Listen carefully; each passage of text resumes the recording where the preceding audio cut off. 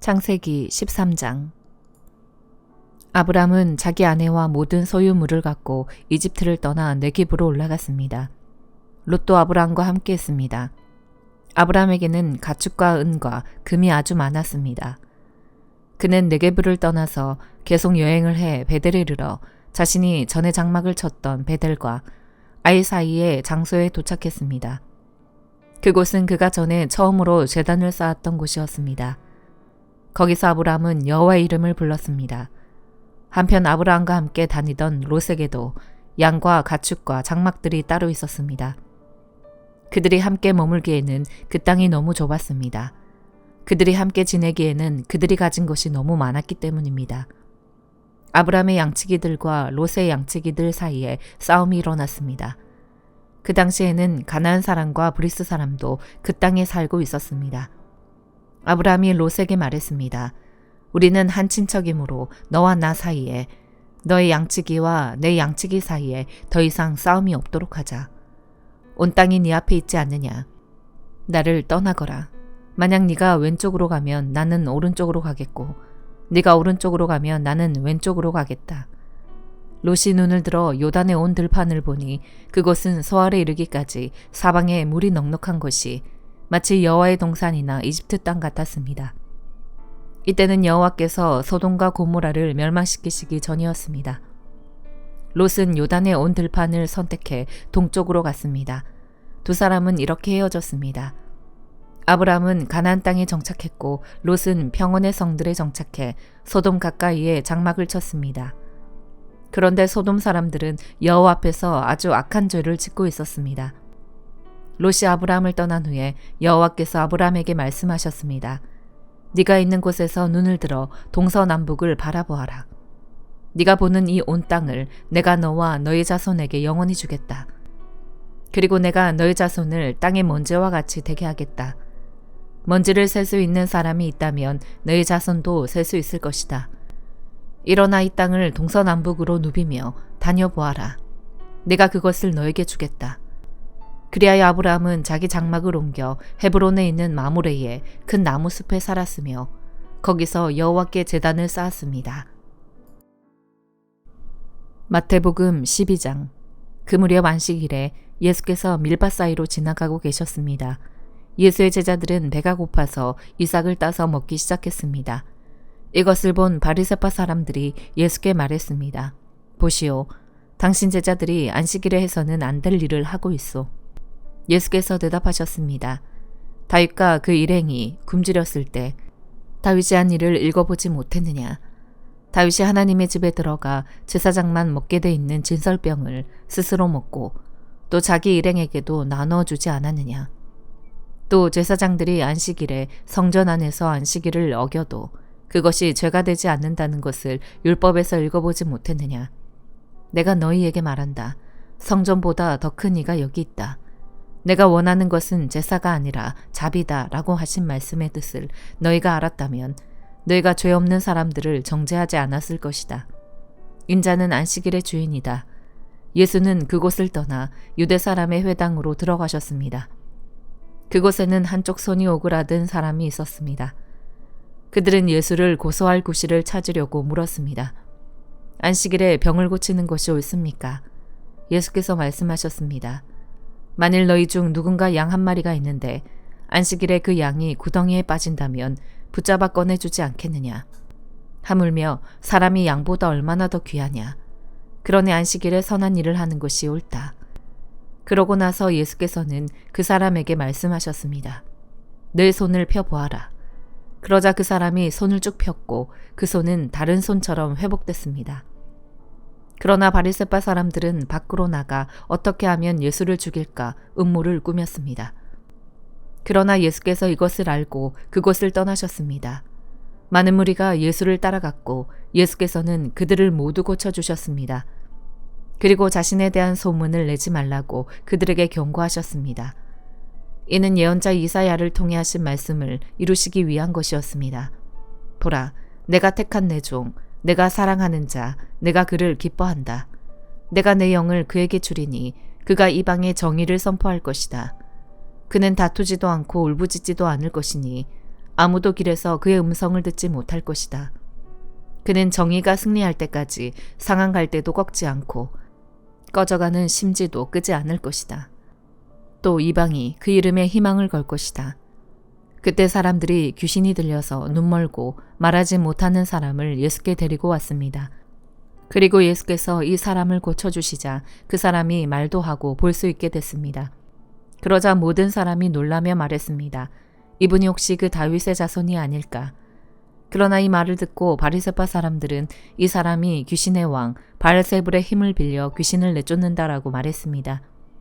예수께서는 그 생각을 아시고 그들에게 말씀하셨습니다.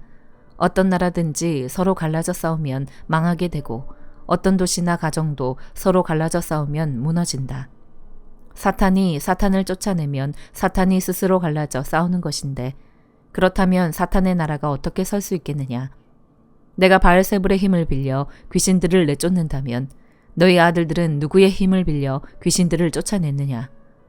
그러므로 그들이야말로 너희 재판관이 될 것이다. 그러나 내가 하나님의 영을 힘입어 귀신들을 쫓아낸다면 하나님 나라가 이미 너희에게 온 것이다.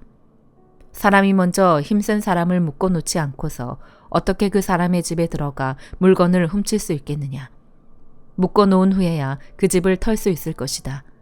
나와 함께하지 않는 사람은 나를 반대하는 사람이고 나와 함께 모으지 않는 사람은 흩어버리는 사람이다. 그러므로 내가 너희에게 말한다.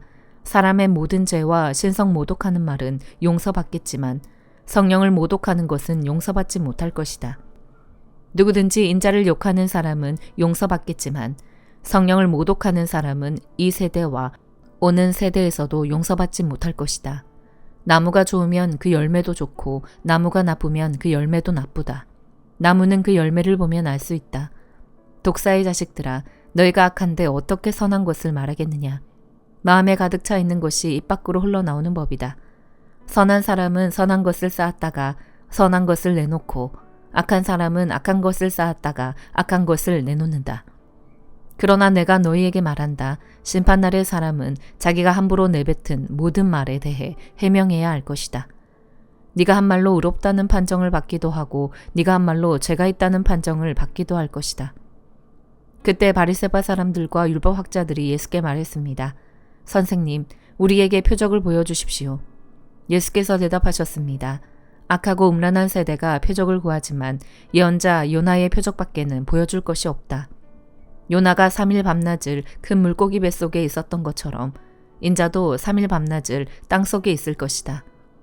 심판 때에 니느웨 사람들이 이 세대와 함께 일어나 그 죄를 심판할 것이다. 그들은 요나의 선포를 듣고 회개했기 때문이다. 그러나 요나보다 더 큰 이가 여기 있다. 심판 때에 남쪽 여왕이 이 세대와 함께 일어나 그 죄를 심판할 것이다. 그 여왕은 솔로몬의 지혜를 들으려고 땅끝에서 왔기 때문이다. 그러나 솔로몬보다 더 큰 이가 여기 있다. 한 더러운 귀신이 어떤 사람에게서 나와 쉴 곳을 찾으려고 물 없는 곳을 돌아다니다가 끝내 찾지 못했다. 그래서 그 더러운 귀신은 내가 전에 나왔던 집으로 다시 돌아가야겠다라고 말했다. 그런데 가보니 그 집은 아직 비어있는 채로 깨끗이 치워져 있고 말끔히 정돈돼 있었다. 그러자 더러운 귀신은 나가서 자기보다 더 사악한 다른 귀신들을 7이나 데리고 와 그곳에 들어가 살았다. 그렇게 되면 그 사람의 마지막은 처음보다 훨씬 더 나빠질 것이다. 이 악한 세대에도 이렇게 될 것이다.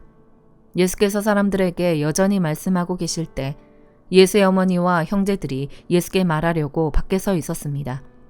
어떤 사람이 예수께 말했습니다. 보십시오. 선생님의 어머니와 형제들이 선생님께 드릴 말씀이 있다며 밖에 서 있습니다. 예수께서 그에게 대답하셨습니다. 누가 내 어머니이고 내 형제들이냐? 그리고 손을 내밀어 제자들을 가리키며 말씀하셨습니다. 보라, 내 어머니이고 내 형제들이다. 누구든지 하늘에 계신 내 아버지의 뜻을 행하는 사람이 내 형제요, 자매요, 어머니다. 느헤미야 2장. 아닥사스다 왕 20년 니산올에 나는 왕에게 술을 따르는 일을 맡았기에 술을 가져다 왕에게 따라 드렸습니다. 평소와는 다르게 내가 왕 앞에서 슬픈 기색이 있는 것을 보고 왕이 내게 물었습니다. 네가 아프지도 않은데 너의 안색이 왜 그리 슬퍼 보이느냐? 마음에 근심이 있는 게 분명하구나. 나는 무척 두려웠지만 왕에게 말했습니다. 왕께서는 만수무강하옵소서. 제 조상들이 묻혀있는 성이 폐허가 됐고 그 성문들이 불에 타 허물어졌으니 어찌 슬프지 않겠습니까? 왕이 내게 물었습니다. 네가 무엇을 원하느냐? 그때 내가 하늘의 하나님께 기도하고 왕에게 대답했습니다. 왕께서 기뻐하시고 종이 왕께 은총을 입었다면 왕께서는 저를 조상들이 묻혀있는 유다 땅으로 보내 그 성을 다시 건축하게 하소서. 그때 왕 옆에 왕비도 앉아 있었는데 왕이 내게 물었습니다. 그렇게 다녀오려면 얼마나 걸리겠느냐? 언제쯤 돌아오겠느냐? 왕이 나를 보내기를 허락한 것입니다. 그래서 나는 왕에게 기한을 정해 말했습니다. 내가 다시 왕에게 말했습니다. 만약 왕께서 기뻐하신다면 제가 유다에 도착할 때까지 무사히 통과할 수 있도록 유프라테스 강 건너 총독들에게 보여줄 친서를 써주시겠습니까?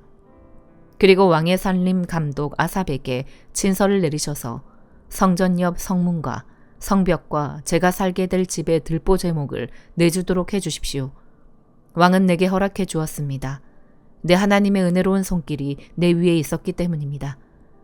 왕은 군대 장교들과 기마병을 나와 함께 보내주었고 나는 이렇게 유프라테스 강 건너 총독들에게 가서 왕의 친서를 전했습니다. 호론 사람 산발락과 관리인 암몬 사람 도비아가 이 소식을 들었습니다. 어떤 사람이 이스라엘 족속의 재건을 위해 왔다는 말에 그들은 심기가 몹시 불편해졌습니다. 나는 예루살렘으로 가서 그곳에서 3일 동안 머물렀습니다. 그러던 중 밤에 몇 사람을 데리고 순찰을 나갔습니다. 나는 내 하나님께서 내 마음에 예루살렘을 위해 할 일을 정해두신 것을 아무에게도 말하지 않은 상태였습니다. 내가 타고 있던 말 외에는 탈 것도 없었습니다. 그 밤에 나는 골짜기 문으로 나갔습니다. 용 우물과 거름 문으로 향하면서 살펴보니 예루살렘 성벽은 다 무너졌고 성문들은 모두 불에 탄 채로 버려져 있었습니다.